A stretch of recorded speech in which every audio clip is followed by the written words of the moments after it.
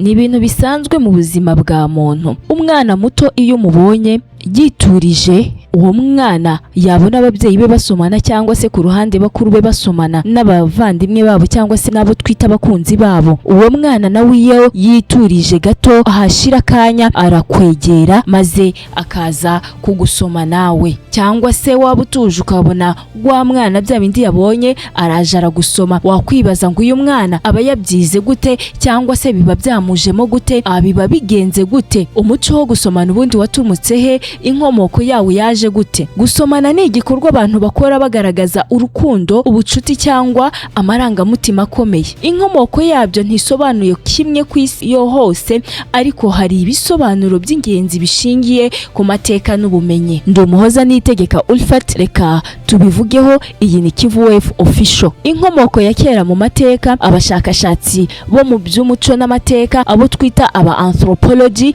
bavuga ko gusomana byatangiriye mu bihugu bya kera nk'Ubuhindi, aho byagaragaraga mu nyandiko za kera cyane nko mu bitabo bya Veda, nyuma byagiye bikwira mu Baroma ba kera mu Burayi. Ubusobanuro bwa siyansi cyangwa aba biologiste basobanura ko mu rwego rwa biology gusomana bifasha abantu kugaragaza amarangamutima n'urukundo, gusangira amakuru ya chimique cyangwa se ibyo bitwa pheromones, ashobora gutuma abantu bumva bakundanye kurushaho, kugabanya stress no kongera ibyishimo kubera imisemburo nka dopamine na oxytocin. Imyitwarire y'abantu n'umuco, si ahantu hose gusomana ari ibintu bisanzwe. Mu bihugu cyangwa imico imwe n'imwe ntibikunda kugaragara mu ruhame cyangwa ntibikoreshwe nk'ikimenyetso cy'urukundo. Ibi bigaragaza ko ari igikorwa gishingiye cyane ku muco n'imibereho y'ahantu. Igitekerezo ubundi cyo gusomana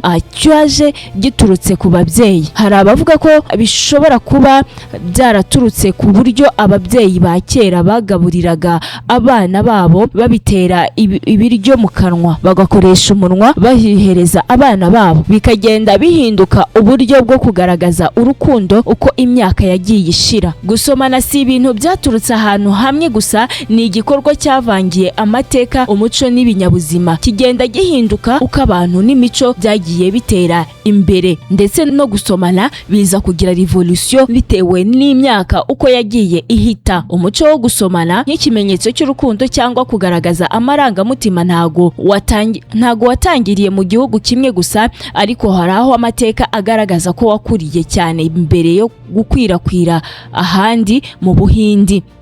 Ubuhinde akaba ari nacyo gihugu cya mbere cyakuriyemo uyu muco wo gusomana. Abashakashatsi benshi bavuga ko ari hamwe mu hantu hambere hagaragariye gusomana mu nyandiko za kera, mu nyandiko za Veda, ahashingiye ku nyandiko zimaze imyaka irenga 3000. Aha niho bamwe bemeza ko byatangiriye gukwirakwira. Gusomana byaje mbere ya Yesu, ubwo yazaga bagatangira kubara umwaka kuri rimwe. Ubu ngubu ni ukuvuga ngo mbere y'imyaka ya za 2000 mu Baroma ba kera cyangwa se Ancient Rome, akaba ari Abataliyani bubu. Abaroma ba kera bagize uruhare rukomeye mu gukwirakwiza uwo muco mu Burayi. Bari bafite ubwoko butandukanye bwo gusomana, nko gusoma inshuti n'abashakanye cyangwa nk'ikimenyetso cy'icyubahiro. Hakurikiye igihugu cy'Ubufaransa, aho Ubufaransa buzwi cyane ku isi nk'igihugu gifite umuco ukomeye wo gusomana cyane cyane mu rukundo, aho abenshi hari n'insomano bise iyi bitiriye iki gihugu yo bita French kiss. Byabaye igice cy'umuco wabo no mu mibanire y'abantu. Mu Butaliyani kimwe n'Ubufaransa, Ubutaliyani nabwo bwagize uruhare tuma gusomana bifatwa nk'ikimenyetso cy'urukundo n'amarangamutima mu Burayi. Greece ya kera cyangwa se mu Bugiriki bwa kera, gusomana byakoreshwaga mu kugaragaza icyubahiro, urukundo ndetse n'ubucuti. Nubwo ibi bihugu byagize uruhare rukomeye mu gukwirakwiza uwo muco, suko ku isi hose gusomana byari bisanzwe. N'ubundi ahandi byarakorwaga ariko bidakorwa mu ruhame. Nitugendera ku gihugu cyacu cyangwa se muri Afurika, gusomana mu ruhame byafatwaga nk'umuco uteje urubwa cyangwa se umuntu ubikoze mu ruhame nta muco agira. Mu bice byinshi bya Afurika, Aziya na Oceania, gusomana byaje nyuma bitewe n'ingaruka z'umuco w'Abanyaburayi cyangwa se umuco w'Abazungu. Umuco wo gusomana wakuriye cyane mu bihugu bya kera nk'Ubuhindi, ukwirakwizwa n'Abaroma mu Burayi hanyuma uza gukwira isi yose buhoro buhoro. Gusomana rero bigira ingaruka nyinshi mu rukundo, hari ibyo byongera ndetse hari n'ibyo bishobora kugabanya bitewe n'uburyo bikorwa n'imibanire y'ababikora uko imeze. Gusomana byongera kwengerana cyangwa se icyo bita bonding hagati y'abantu babiri bakundana. Bituma abantu bumva begeranye cyane kubera imisemburo nka oxytocin yongera urukundo n'icyizere. Ibyishimo n'amarangamutima meza byongerwa no gusomana, bikongerwa n'umusemburo witwa dopamine, igatuma mwishami kandi mukumva munezerewe cyane.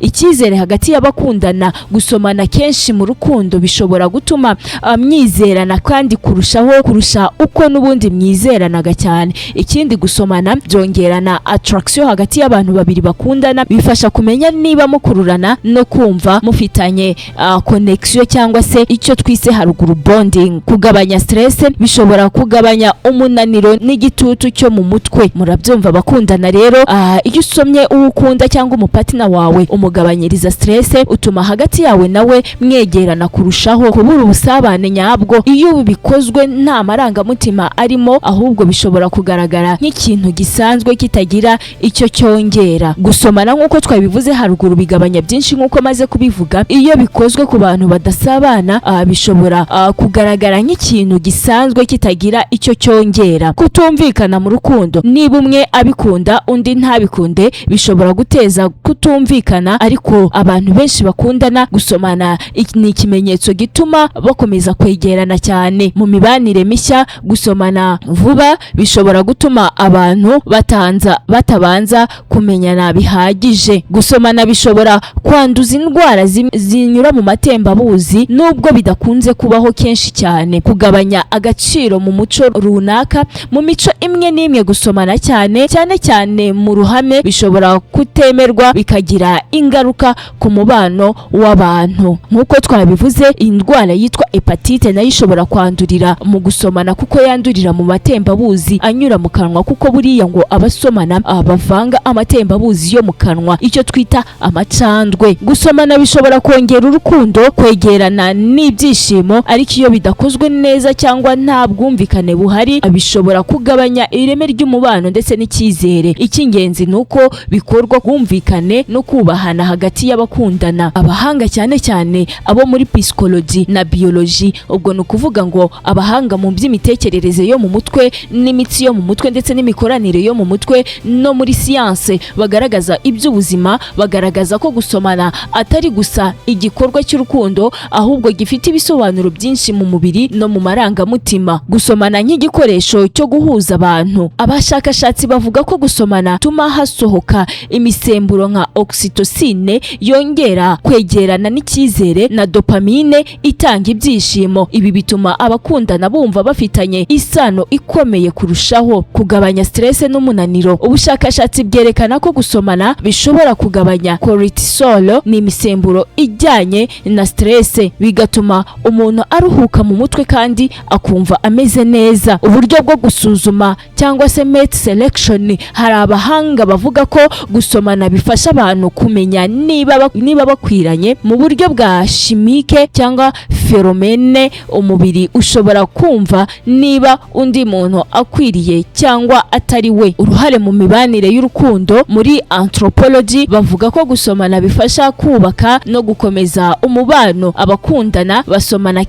akenshi bagira umubano uramba kandi wizewe kurushaho. Si hose ari umuco rusange. Abahanga banagaragaza ko gusomana atari umuco usanzwe ku isi hose. Mu mico imwe n'imwe ntibikunde cyangwa ntibihabwe agaciro kamwe n'ahandi, bityo bikagaragaza ko ari igikorwa gishingiye ku muco n'imibereho. Abahanga babona gusomana nk'igikorwa gifite akamaro kanini, gifasha mu rukundo, kigabanya stress, kigafasha kumenya niba abantu bakwiranye, ariko nanone kigaterwa n'umuco n'imyumvire y'abantu. Ubushakashatsi bwakorewe mu bice bitandukanye by'isi ku mico igera ku 168 bwagaragaje ko abantu batagera kuri 1/2 mu batuye isi aribo bafite umuco wo gusomana.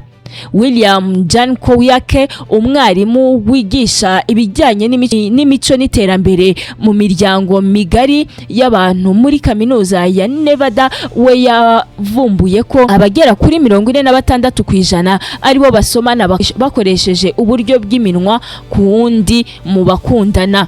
William Jan Kouyake yabonye ko 46 ari ijanisha ry'abasomana bari mu rukundo, bikazamura amarangamutima yabo, bakanagira ubushagarira mu mubiri. Ariko avuga ko hari abandi bantu basomana batari muri iyo mibare kuko baba bagamije gusuhuzanya gusa, cyangwa se bikaba ari bimwe by'umubyeyi ushobora gusoma umwana we. Hari ibintu bibiri bifatwa nk'ibyabaye imbarutso n'intandaro yo gusomana mu bantu, harimo uburyo abantu bakururwa no gukora ku minwa y'abana bakiri bato, nko mu gihe bakina nabo babonsa, cyangwa se bakaba babikomora ku muco wa kera uzwaho ababyeyi batamikaga abana ibyo kurya cyangwa kunywa bakoresheje guhuza iminwa umubyeyi ku munwa w'umwana we. Ibi byo guha umwana ibyo kurya hakoreshejwe umunwa ku wundi bibanje gukanjakanjwa, ni umuco ukigaragara mu nyamaswa zifitanye isano ya bugufi n'abantu zirimo inguge n'izindi. Iyi migirire y'abakurambere by'umwihariko hagati y'ababyeyi n'abana, abahanga bavuga ko ariyo yagiye ikura ikanasakara mu bakuru kugeza ubwo gusomana bihindutse igikorwa gikangura ingingo z'umubiri, kikanazamura amarangamutima y'abagikora. Hari abandi bagira ubundi buryo basomanamo ariko badakoresheje iminwa, nk'aho muri Malaysia na Indonesia bakoresha uburyo bwo kuba umugore asutama, hanyuma umugabo akaza akamwegera bakihumurizanya, bakihumurizanya bakumvana impumuro, igikorwa kikaba kirarangiye hatabayeho gukozanyaho iminwa. Ngayo nguko rero naha dusoreje ikiganiro cyacu yari Kivu Wave Official. Nanjye na Rumuhoza Niyitegeka Ulfa, nkuko twabibabwiye tuzajya dukomeza tubagezeho ibindi na bagenzi banjye bigiye bivugwa hirya no hino, ndetse cyane cyane ibyo utaruzi.